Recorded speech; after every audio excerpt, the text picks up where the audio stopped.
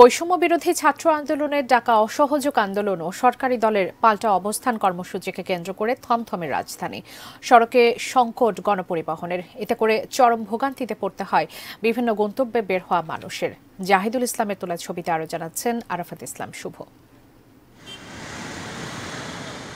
এক দফা দাবি আদায়ের লক্ষ্যে বৈষম্য বিরোধী ছাত্র আন্দোলনের অসহযোগ আন্দোলনের প্রথম দিন রোববার সকাল থেকে রাজধানীর সড়কগুলো ছিল অনেকটাই ফাঁকা।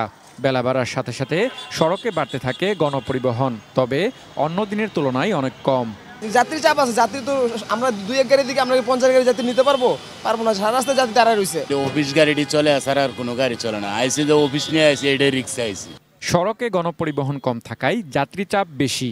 অপেক্ষমান যাত্রীদের দীর্ঘ সময় বাসের অপেক্ষায় দাঁড়িয়ে থাকতে হয়। প্রতিযোগিতা করে বাসে উঠতে পারলেও ভেতরে গাদাগাদি অবস্থা। সড়কে রিক্সা চলাচল বেশি ছিল। অফিসগামী অনেকেরই ভরসা ছিল 3 চাকার এই যান। কেউ গিয়েছেন সিএনজি অটোরিকশা নিয়ে, কেউ বা পিকআপ ভ্যানে।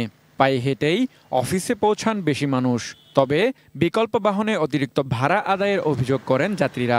গাড়ি ঘোড়া যে উঠছি সেটাতে মনে করেন ভাড়া ডবল 3 ডবল 4 ডবল আর কি। অর্ধেক হেঁটে আসছি, তারপরে এখানে এসে গাড়ি পেয়েছি, কিন্তু ওঠার মতো কোনো অবস্থা নেই, এখন রিক্সা নিয়ে যাচ্ছি। পরিবহন সবসময় যেরকম যে পরিমাণ থাকে তার চেয়ে কম ছিল। এদিন বেশি বিপাকে পড়েন নারী যাত্রীরা। লাইনে দাঁড়িয়ে থাকা, বাসে ওঠার লড়াইয়ে তাদের পোহাতে হয় চরম ভোগান্তি।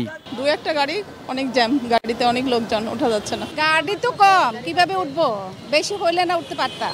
যাওয়াটা যত কোনো প্রবলেম হয়, বিকেলে আসাটা তার চেয়ে বেশি একটু প্রবলেম। রাজধানীর সড়কগুলোতে ব্যক্তিগত যানবাহনও কম ছিল। অফিস ও জরুরি প্রয়োজনে যারা বের হয়েছিলেন তারা আবার শঙ্কায় ছিলেন ঘরে ফেরা নিয়ে। আরাফাত ইসলাম শুভ, এটি নিউজ, ঢাকা।